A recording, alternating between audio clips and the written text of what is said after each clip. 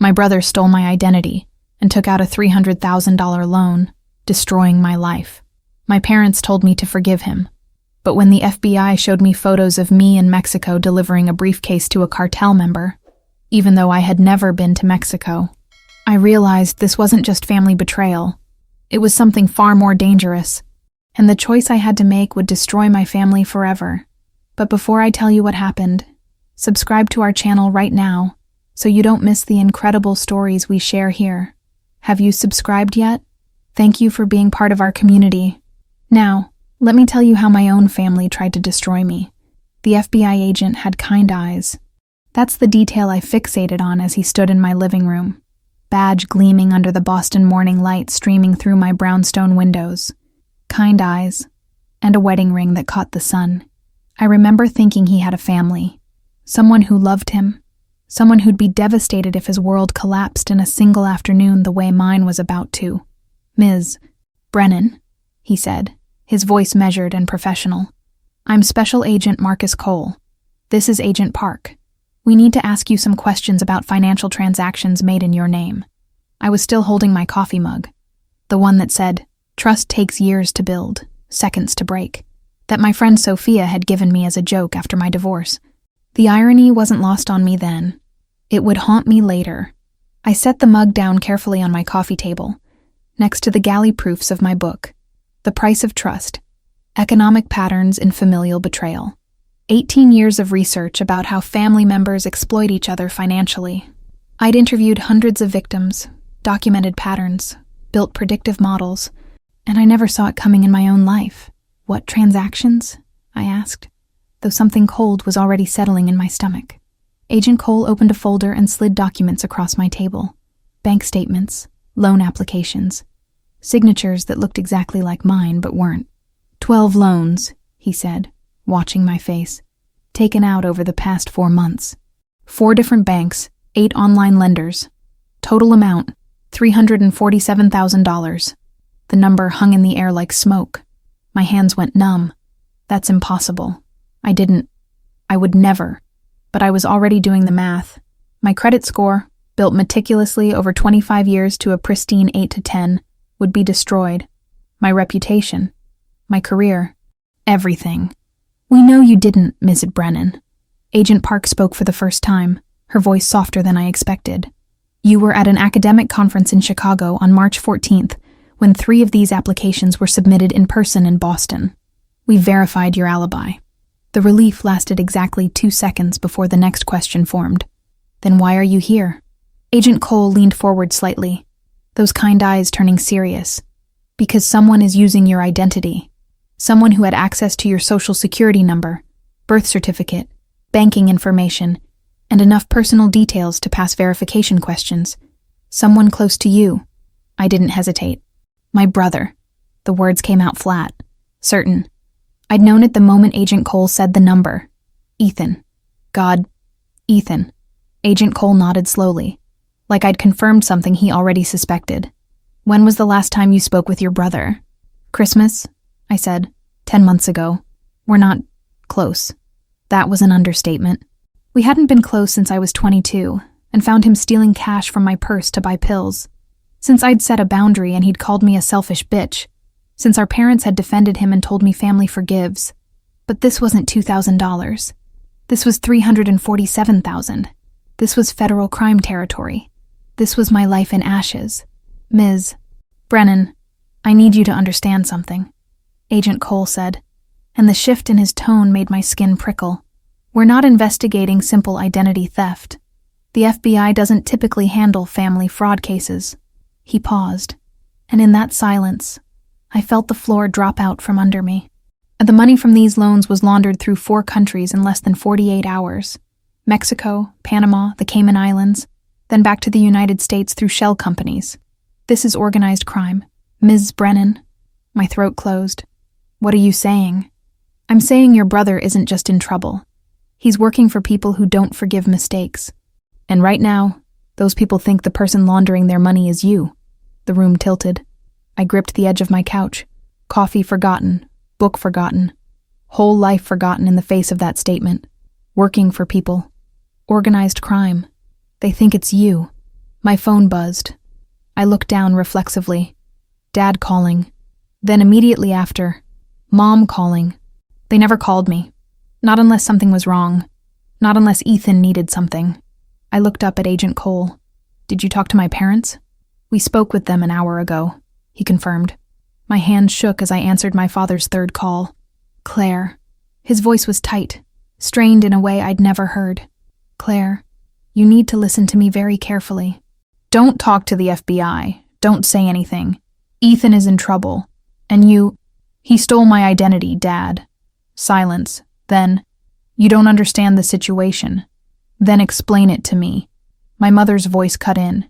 She was on the line too, I realized. If you cooperate with them, if you press charges, you'll destroy him. You'll destroy this family. The words hit me like a slap. Not, I'm sorry this happened to you. Not, are you okay? Just protect Ethan. Always protect Ethan. He's your brother, my father added, and there was something desperate in his voice now. He made mistakes, but family forgives. You have to forgive him, Claire. I looked at Agent Cole, at Agent Park, at the documents spread across my coffee table with my name forged on every line.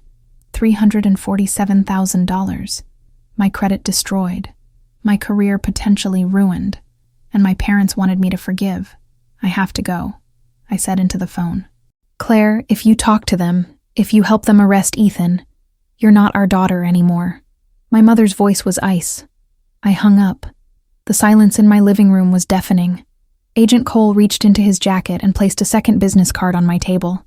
I hadn't noticed him carrying two, same name, same phone number, but this one had a different title, Organized Crime and Drug Enforcement Task Force. When he spoke again, his voice carried the weight of every case he'd ever worked, every family he'd seen destroyed by choices like the ones my brother had made. Ms. Brennan, Agent Cole said, and those kind eyes were now deadly serious. Your brother didn't steal from you to pay off gambling debts or buy a car. He stole from you to clean money for the Sinaloa cartel. And they think you did it. The FBI field office in Chelsea smelled like burnt coffee and old paper. I sat in an interrogation room. They called it an interview room.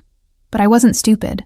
For 4 hours while Agents Cole and Park walked me through every transaction, every date, every detail of my life for the past 6 months. Where was I on February 3rd? Teaching behavioral economics to 90 undergraduates at Boston University. Could anyone verify? 90 students, 3 teaching assistants, and security camera footage. March 14th, academic conference in Chicago, presenting my research to 200 economists. Receipts, flight records, hotel keycard data. April 22nd, dinner with my boyfriend James and his kids at Legal Seafoods, followed by a movie. Credit card statements, ticket stubs, James's corroborating testimony. I had alibis for 8 of the 12 transactions. Solid, verifiable, documented proof that I was nowhere near the banks or loan offices when applications were submitted. But 4 transactions happened on days when I was home alone, grading papers, writing lectures, living my quiet, structured life. No witnesses, no receipts, just my word against the signatures that looked exactly like mine. We believe you, Ms. Brennan, Agent Cole said, sliding a folder across the metal table. But I need you to understand what we're dealing with. He opened the folder. Inside were photographs, security camera footage from a bank in Guadalajara, Mexico. The woman in the photos looked exactly like me. Same height, same build, same blonde hair cut in the same shoulder-length style I'd worn for 5 years. She was wearing a white blouse and dark slacks, professional, unremarkable. She was handing a silver briefcase to a man whose neck was covered in tattoos, whose eyes were dead even in the grainy footage. And that's not me, I whispered, but even I could hear the uncertainty in my voice. The resemblance was uncanny, terrifying. We know, Agent Park said. You've never been to Mexico. Your passport confirms it. No stamps, no travel records. But the cartel doesn't know that. They hired someone, actress Onar body double, we're not sure yet, and used prosthetics and professional makeup to create a passable replica of you for in-person transactions. She pulled out another photo. The woman's face, zoomed in. The jawline was slightly off. The nose was close but not quite right. But if you didn't know me intimately, if you were just checking identification against a photograph, you'd believe it was me. Why? My voice cracked. Why go to this trouble? Why not just use someone else's identity? Because your credit was impeccable, Agent Cole said. 810 score. No missed payments in 25 years. Professor at a prestigious university. Respectable, trustworthy, exactly the kind of person who could secure large unsecured loans quickly. Your brother gave them a golden goose. Gave them. My brother, Ethan. I pressed my palms flat against the cold metal table, trying to ground myself in something real, something solid. And what does the cartel think I did?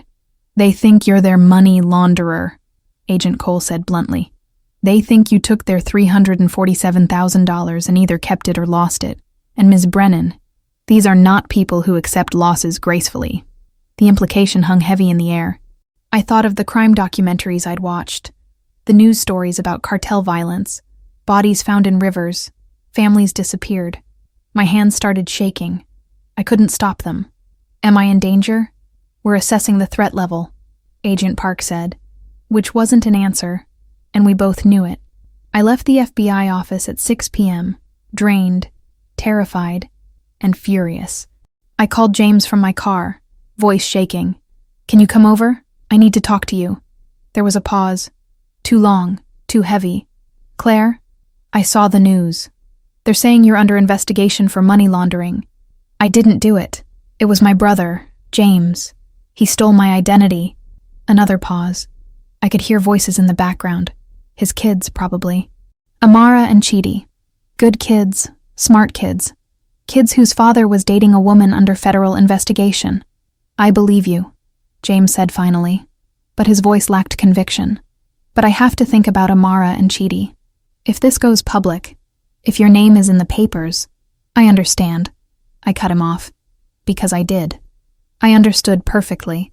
He had to protect his children. I was a liability now. We can talk later, he said. When things settle down. I hung up before he could hear me cry.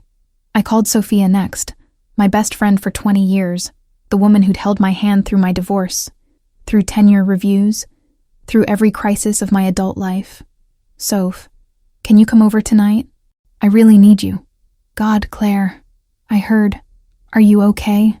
I'm finishing up a faculty meeting, but I'll be there by 8. I promise. That promise felt like a lifeline. I drove home through Boston rush hour traffic, hands still trembling on the wheel, mind racing through worst-case scenarios. Federal prison, witness protection, cartel hit squads. It all seemed surreal, like I'd fallen through the looking glass into someone else's nightmare. My brownstone in Back Bay looked exactly as I'd left it that morning. Red brick, black shutters, ivy climbing the facade. Normal. Safe. Except it wasn't safe anymore. Nothing was safe anymore. I parked on the street and walked up the steps, fumbling with my keys. That's when I saw it. A manila envelope, no postage, no return address, propped against my door. My stomach dropped.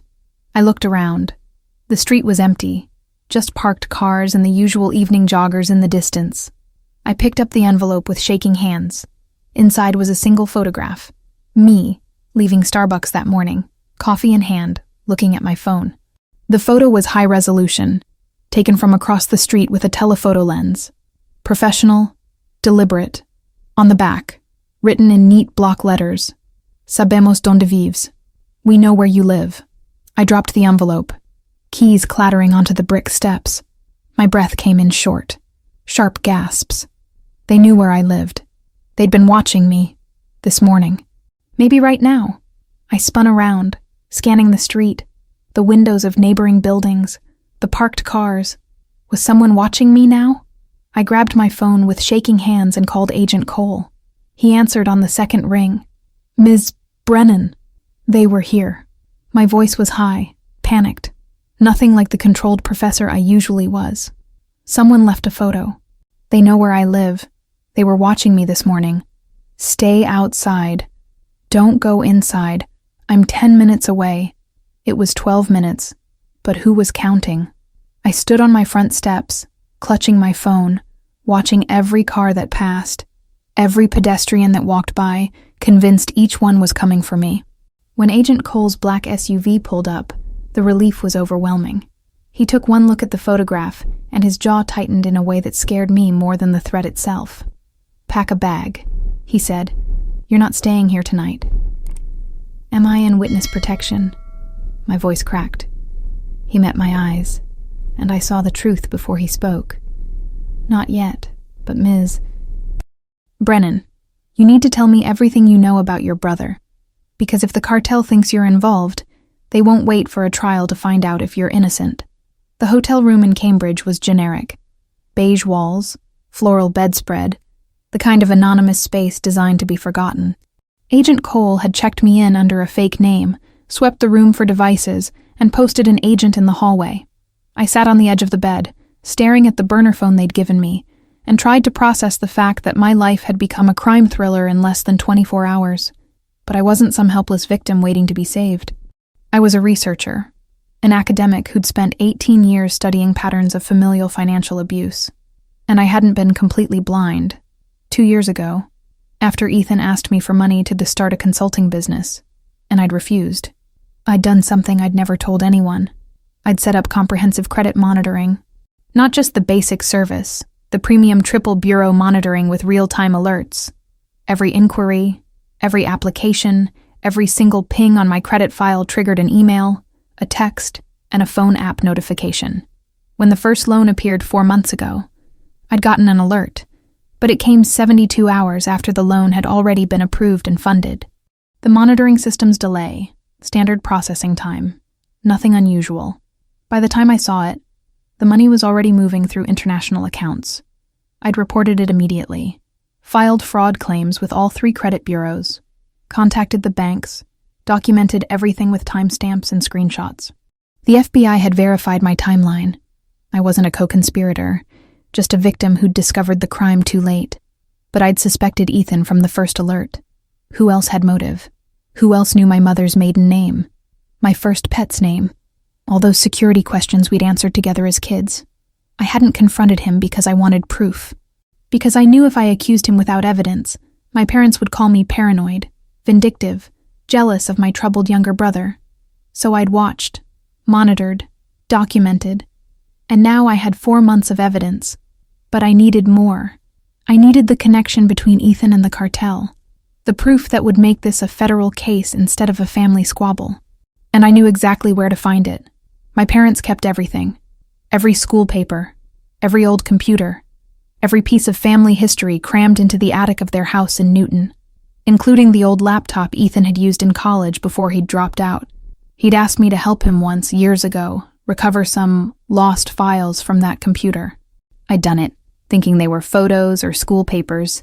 Now I wondered what he'd really been looking for. At 3 a.m., unable to sleep, I made a decision. I opened the laptop the FBI had returned to me. They'd imaged it for evidence but given me back the hardware, and checked my mother's location on Find My iPhone. She'd shared her location with me years ago, back when she'd first gotten a smartphone and needed my help setting it up. She'd never turned it off. The blue dot showed her at home in Newton. Asleep, presumably. I called the agent stationed outside my room. I need to go somewhere. Agent Park, she'd taken the night shift, raised an eyebrow. Absolutely not. You're under protection. My parents' house. I need to retrieve something that could help the case. Agent Cole needs to approve any. Then call him. 20 minutes later, I was in an FBI vehicle heading to Newton with Agent Park driving, and Agent Cole on speakerphone giving me very clear instructions about how terrible an idea this was. "If your parents are home, you turn around immediately," he said. "No confrontations, no discussions. You're retrieving potential evidence, not having a family reunion." "Understood," I said, watching the familiar streets of my childhood roll past in the darkness. My parents' house was dark, my mother's car in the driveway, but I had a key. They'd never asked for it back after I'd moved out at 22, and I'd kept it for emergencies. This qualified. Agent Park stayed in the car, engine running, ready for a quick exit. I slipped inside through the side door, the same one I'd used to sneak out as a teenager, and climbed the narrow stairs to the attic. It smelled like dust and old cardboard, unchanged from my childhood. I found the laptop in a box labeled Ethan, college stuff, buried under textbooks he'd never opened and printouts of syllabi from classes he'd never attended. The battery was dead, but I'd brought a charger. I plugged it in, held my breath, and pressed the power button. It booted. No password. Ethan had always been careless about security. I had about 45 minutes before the battery on my phone died, and I'd promised Agent Park I'd be out in 30. I worked fast, connecting a thumb drive and running data recovery software I'd downloaded from a tech colleague. Deleted files began populating the screen. Emails. Thousands of them. I didn't have time to read them all, so I copied everything, watching the progress bar crawl toward completion. 90%. 95. Headlights swept across the attic window. A car pulling into the driveway. My heart stopped. I yanked the thumb drive out at 98%, shoved the laptop back in the box, and ran for the stairs. Behind me, I heard the front door open. My father's voice. "I'm telling you, Linda, I saw a light up there." I made it to the side door, slipped out, and sprinted across the lawn to Agent Park's car. She had the passenger door open before I reached it. We pulled away just as my parents' porch light flicked on. "Did you get it?" Agent Park asked. I held up the thumb drive, hands shaking. "Yeah, I got it." Back at the hotel, I opened the recovered files on my laptop and started reading. The first email was from 3 years ago. Ethan to someone named DR, discussing a delivery to an address in Tijuana. The second email was worse. DR to Ethan. "Payment confirmed. You're good at this. We have bigger opportunities if you're interested." And then, dated 8 months ago, the one that made me physically sick, Ethan to my father. "Dad, I need copies of Claire's documents, birth certificate, social security card, bank statements if you can get them. It's for a business loan in her name. She's already agreed, but she's traveling and can't get to a notary. I just need the paperwork to get started." My father's response. "This doesn't seem right, Ethan. Ethan, Dad, please. This is my one chance to get my life together. Claire said yes. Call her if you don't believe me." And then, 2 days later, "Okay, but you promise this is legal?" "Ethan, I promise." "Dad." My father had given him the documents. My own father had handed over my identity to my brother, knowing it was suspicious. And he'd done it anyway because Ethan had asked. Because Ethan always got what he wanted from our parents. I found another email, this one from my mother, a draft that had never been sent, but had been saved. It was addressed to me, written after some argument I barely remembered from 2 years ago. "Claire, you've always had everything easy. The perfect grades, the perfect career, the perfect life. Maybe it's time you helped your brother instead of judging him. Maybe it's time you remembered what family means." She'd never sent it, but she'd thought it. She'd written it out, saved it, and never deleted it. I sat on the hotel bed and cried for the first time since this nightmare began. Not panicked tears or frightened tears, but deep, gutting sobs for the family I'd thought I had, and the family I'd actually had all along. When I finally stopped, I called Agent Cole. It was 5 a.m. He answered anyway. "I have evidence," I said, voice hoarse. "Emails connecting my brother to the cartel, and proof that my father provided the identity documents." Silence on the other end. Then, "Bring them to the field office at 9. We'll need to authenticate them." "Agent Cole?" "Yes. My father could go to prison for this, for a long time." Another pause. "Yes, Miss Brennan. He could—" I looked at the thumb drive in my hand, at the emails that would destroy what was left of my family, at the choice I'd known I'd have to make from the moment Agent Cole had shown up at my door. "I'll be there at 9, I said. "But I have conditions. Total immunity for my cooperation. Witness protection if the threat assessment warrants it. And one more thing." "What's that?" "I want to confront my father before you arrest him. He needs to hear it from me. He needs to know that I know." Agent Cole was quiet for a long moment. Then, "Okay, Professor Brennan. But after that, we do this my way." "Agreed," I said. And I meant it. Because I was done being the good daughter, the forgiving sister, the one who kept the peace at the cost of my own life. If they wanted war, I'd give them war. My parents' house looked different in daylight, smaller somehow, less significant than the towering presence it had been in my childhood. I sat in Agent Cole's SUV across the street, staring at the white Colonial where I'd learned to ride a bike, where I'd studied for SATs, where I'd told my parents I was going to Boston University, and my mother had cried because I wasn't staying home, where my brother had stolen $2,000 from my purse when I was 23, and my father had said, "He's going through a hard time, Claire. Can't you be more understanding?" I'd been understanding for 23 years. I was done. "You have 20 minutes," Agent Cole said from the driver's seat. "After that, we come in." I nodded and walked to the front door. My father answered on the second knock. He looked older than I remembered. Grayer, thinner, the lines around his eyes deeper. For a moment, seeing him backlit in the doorway of my childhood home, I almost lost my nerve. "Claire," his voice was cautious, surprised. "What are you doing here? We need to talk, Dad." He glanced over my shoulder at the black SUV, at Agent Cole visible through the windshield. Understanding flickered across his face. "Claire, don't—" "I know everything," I said. "The emails, the documents you gave Ethan. Everything." His face went white. He stepped back, and I followed him inside. My mother appeared from the kitchen, dish towel in her hands, and froze when she saw me. "Thomas, what's going on?" "She knows," my father said, voice hollow. He sank onto the couch, the same floral couch from my childhood, and put his head in his hands. And then, for the first time in my life, I watched my father cry. Not just tears, but wrenching, body-shaking sobs that made him seem suddenly fragile, human in a way I'd never seen. "I lost everything in 2020, he choked out between sobs. "That investment, the medical technology startup, it was supposed to save us. Your mother's hospital bills from her surgery, the mortgage, retirement, $800,000.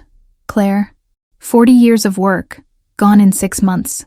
I stood frozen, watching this man I'd always thought of as strong, controlled, unbreakable, fall apart in front of me. Part of me wanted to comfort him. Part of me wanted to scream. "So you sold me," I said. My voice was ice. "No." He looked up, mascara of tears and mucus on his face. "I borrowed from you. Ethan said you'd agreed, that it was just paperwork. Ethan lied, Dad. And you knew he was lying. You've known since he was 15 and crashed that car drunk that he lies." My mother gasped. "Claire, that's not fair." "Fair." I rounded on her. "You want to talk about fair, Mom? You think I had everything easy? I worked 70-hour weeks for my tenure. I sacrificed relationships, sleep, my health, while you told me I should help Ethan more, be more understanding, be less successful so he'd feel better about himself." "I never said that," she whispered. "You wrote it," I said. "I found the email, the draft you never sent. Maybe it's time you helped your brother instead of judging him." "I wasn't judging him, Mom. I was protecting myself from him, and you hated me for it." My father stood, trying to regain some composure, some authority. "Claire, I made a mistake. I thought I could fix it. I thought if I just helped Ethan this one time, got him started in legitimate business." "There was no business, Dad. He was laundering money for the Sinaloa cartel. $347,000 that's now attached to my name, my reputation, my life. They think I'm the criminal. They've threatened me, followed me, sent me photos. I'm in protective custody because of what you and Ethan did." The color drained from his face. "Cartel?" "No," he said. "He told me it was a real estate investment, that you were partners. He lied. He's been lying for years. And you kept believing him because it was easier than admitting your son is a criminal. He's your brother," my father said, and there was desperation in his voice now, pleading. "He's your blood, Claire. Doesn't that mean anything?" I looked at this man who'd raised me, who'd taught me to ride a bike and balance a checkbook, who'd come to my dissertation defense and told me he was proud. And I saw him clearly for the first time. Not a villain, not a monster. Just a weak man who'd made terrible choices because he couldn't face hard truths. "It meant everything," I said quietly. "That's why this hurts so much. Because you chose him over me. You always chose him over me. And when he destroyed my life, you asked me to forgive him instead of asking him to face consequences." I walked to the door, my father's sobs following me. At the threshold, I turned back. The FBI is outside. They'll be in soon. I wanted you to hear it from me first. I gave them everything. All the emails, all the evidence. You're going to be arrested, Dad. And I'm the one who made it happen. Claire, please, my mother started, but I cut her off. I loved you both. I loved this family. But you killed it long before I walked through that door. I left them there, my father broken on the couch, my mother standing frozen with her dish towel, and I didn't look back. Agent Cole met me on the sidewalk. You okay? I wiped my eyes. No, but I'm done. The wire, he said, holding out the small device. For your brother. Are you still willing? I looked at the wire, at the tiny microphone that would record whatever Ethan said when I confronted him, at the evidence that would put him away for years. Yes, I said. Let's finish this. We found Ethan at a cafe in the North End, sipping espresso and reading the Globe like he didn't have a care in the world. He looked up when I approached, and his face broke into a genuine smile. Claire, oh my God, it's been forever. He stood to hug me. I stepped back. The smile faltered. We need to talk, I said, sitting across from him. About the $347,000 you took out in my name. His face went carefully blank. I don't know what you're talking about. Yes, you do. Mexico, Tijuana, shell companies, the cartel, Ethan. His coffee cup paused halfway to his mouth. And then, he smiled. A cold, calculated smile that made him look like a stranger. You're wearing a wire, he said. Not a question. A statement. He'd seen the outline under my jacket. Or maybe he just expected it. Expected me to do exactly what I was doing. It doesn't matter, I said. I'm cooperating with the FBI. They have everything. The emails, the financial records, Dad's involvement. It's over. For a moment, something cracked in his expression. Something vulnerable and broken and genuinely afraid. They threatened to kill me. Claire. The cartel. I didn't have a choice. There's always a choice, I said. You chose this. At every step, you chose this. You abandoned me, he said, voice cracking. When I needed you, when I was struggling with addiction, when I crashed that car and my whole life fell apart, you went to your fancy college and left me alone with them. With their disappointment, their comparisons, their constant, why can't you be more like Claire? You have no idea what that was like. And God help me, I felt it. The guilt. The old, familiar guilt that maybe if I'd stayed, if I'd helped more, if I'd sacrificed my dreams to save him. Then I remembered the photo slipped under my door. We know where you live. I'm sorry you felt abandoned, I said. I'm sorry our parents compared us. I'm sorry your life has been hard. But Ethan, you don't get to destroy my life because yours fell apart. The FBI moved in then. Agents surrounding the cafe. Agent Cole approached our table with handcuffs. Ethan Brennan, you're under arrest for identity theft, wire fraud, and money laundering. As they cuffed him, Ethan looked at me with something like betrayal. You're really doing this, sending your own brother to prison. You did this, I said. I'm just refusing to go down with you. They let him out, and I sat alone at the table with his abandoned espresso, shaking. Sophia appeared. I'd called her to meet me after, and slid into Ethan's empty seat. You did the right thing, she said. Then why does it feel like I just killed my family? She took my hand. Because you loved them, and they didn't love you the same way. 3 hours later, they arrested my father at home. My mother called me, screaming, sobbing, begging me to fix it. I hung up, and then I turned off my phone and cried until I had nothing left. They say time heals all wounds, but I don't think that's true. I think time just teaches you how to carry them. It's been 3 years since the day I wore a wire and watched my brother get arrested. 3 years since my father was handcuffed in our family living room. 3 years since my mother called me a traitor and hung up on me. The trial lasted 8 months. Ethan took a plea deal, testified against the cartel in exchange for 8 years instead of 25. My father got 7 years after his lawyer argued he was a victim of Ethan's manipulation, a desperate man who'd made one terrible choice. The prosecutor said he'd made dozens of choices, each one compounding the crime. The judge agreed. I testified against both of them. sat on the witness stand and told the truth while my mother sat in the gallery and stared at me with undisguised hatred. The defense attorney tried to argue that I'd known about the monitoring delays, that waiting 72 hours before reporting made me complicit. Agent Cole's team presented my report timestamps, my immediate fraud claims, my documented cooperation. The argument fell apart. But for one terrifying moment, I thought I might go to prison for trying to protect myself. The professional cost was immediate. Boston University offered me a lateral move. Adjunct professor, no tenure track, half my previous salary. A demotion dressed up as support. I resigned instead. Took a position at Northeastern, smaller department, fewer resources. But at least they didn't treat me like damaged goods. I had to rebuild my reputation paper by paper, citation by citation, proving I was still the scholar I'd been before my family's crimes had become public. My book was published 18 months after the trial. I added a new prefatory chapter about my own experience, about being the researcher who'd missed the signs in her own life. The Price of Trust hit the New York Times bestseller list and stayed there for 12 weeks. I donated every penny of the royalties to identity theft victims, funds. The irony wasn't lost on anyone. The woman who'd written about familial financial betrayal had become her own case study.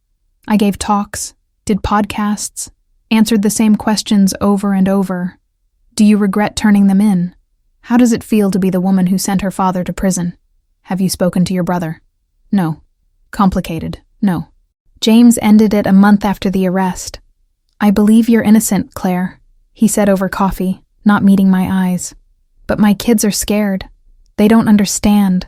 And I can't put them through this. I understood. I even agreed with him. But it still hurt like hell to lose someone I'd thought might be my future. Sophia distanced herself too, though she tried to hide it. The university suggested she avoid being publicly associated with me while the investigation was ongoing. I'm so sorry, Claire. I have 2 kids in college. I can't risk. I know, I said, and I did. But knowing something intellectually doesn't stop it from breaking your heart. For 6 months, I lived in protective custody in Providence, Rhode Island, under a fake name. The cartel cell was dismantled, but threats had been made, and Agent Cole wouldn't clear me to go home until every member was in custody or dead. I spent those months in a tiny apartment, teaching online classes, talking to my therapist twice a week, and learning how to sleep through the night without waking up convinced someone was breaking in. When I finally came home to Boston, I moved to a new apartment in Somerville. Couldn't bear to go back to the brownstone where this had all started, where I'd opened the door to Agent Cole and watched my world collapse. The new place was smaller, 4th floor walk-up, no charm, but it was mine, truly mine, paid for with money I'd earned, in my name only, a space no one could take from me. My mother divorced my father while he was in prison. 48 years of marriage, ended with papers served through his lawyer. She sent me a copy with a note. I should have done this 20 years ago. I'm sorry I didn't see what he was. I'm sorry I didn't protect you. It wasn't enough. It would never be enough. But it was something. She asked to meet for coffee 2 years after the trial. I ignored the request for months. Then, one Thursday after therapy, I texted her. Okay. 1 coffee. No promises. We met at a Starbucks in Brookline, neutral territory. She'd aged a decade in 2 years. Hair fully gray now, lines deep around her mouth. I failed you, she said before I could even sit down. I failed both of you, but especially you. I let your father convince me that Ethan needed us more, that you were strong enough to handle neglect. I was wrong. Yes, I said. You were. Can you forgive me? I looked at this woman who'd raised me, who'd braided my hair and helped with homework and told me she was proud when I got my PhD, who'd also chosen my brother over me at every turn, who'd called me selfish for setting boundaries, who'd threatened to disown me for protecting myself. I don't know, I said honestly. Maybe someday, but not today. She nodded, tears in her eyes. I understand. We drank our coffee in silence. It wasn't reconciliation, but it was a start. 18 months after I'd ended things with James, he showed up at one of my public lectures. I was speaking at MIT about behavioral economics and family dynamics, and when I finished and took questions, I saw him in the back row. Afterward, He waited by my car. "That was brilliant," he said. "Thank you," I said carefully. "And what are you doing here, James?" "I made a mistake," he said. "When you needed support, I chose fear. I taught my kids the wrong lesson, that safety matters more than standing by people you love. You're the bravest person I've ever known, Claire. And I was a coward." I wanted to be angry, wanted to tell him it was too late, that he'd had his chance. But I was tired of anger. "Your kids are older now, and smarter. Amara asked me last week why I let you go. Said you were the best thing that ever happened to me." He smiled sadly. 16-year-olds are brutally honest. "What do you want, James?" "A chance to try again. Slowly. No pressure. Just a chance." I looked at him, this good man who'd made a human mistake, and I thought about all the chances I'd given my family, all the forgiveness I'd extended to people who'd hurt me intentionally. Maybe I could give one chance to someone who'd hurt me out of fear. "One coffee," I said. "Let's start there." His smile was worth it. Last month, a letter arrived from the federal prison in Pennsylvania. Ethan's handwriting, unchanged from childhood. "Claire, I don't expect forgiveness. I don't even expect you to read this. But I need you to know, it was never your fault. Not when we were kids. Not when I made my choices. You were the only one who ever told me the truth. I hated you for it because the truth meant I had to look at myself. I see myself now. Every day in here. I see who I became. Who I chose to become. You were right to turn me in. You were right about everything. I'm sorry I wasted your love. Your brother, Ethan. I read it 3 times. Cried over it. Put it in a drawer. I haven't responded. I don't know if I will. Some bridges, once burned, can't be rebuilt. And maybe that's okay. People still ask me if I'd do it again. If I'd make the same choice. The FBI, the wire, the testimony that sent my father and brother to prison. I tell them yes. Because the truth is, I didn't destroy my family. My family destroyed itself years before. When my father chose desperation over integrity. When my brother chose crime over consequences. When my mother chose comfortable lies over hard truths. I just refused to go down with them. The cost was enormous. I still see a therapist every Thursday. I still check my locks twice before bed. I still flinch when strangers approach too quickly. The trauma doesn't vanish just because the trial ended.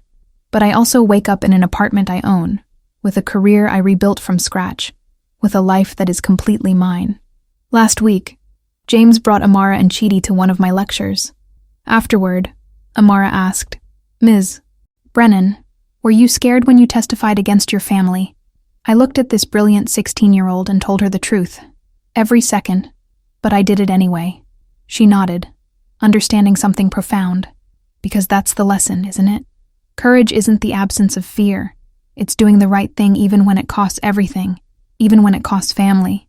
This morning, I woke up to sunlight streaming through my Somerville windows. I made coffee exactly how I like it. Dark roast, no sugar. In the mug Sophia gave me for my 48th birthday that says, "Nevertheless, she persisted."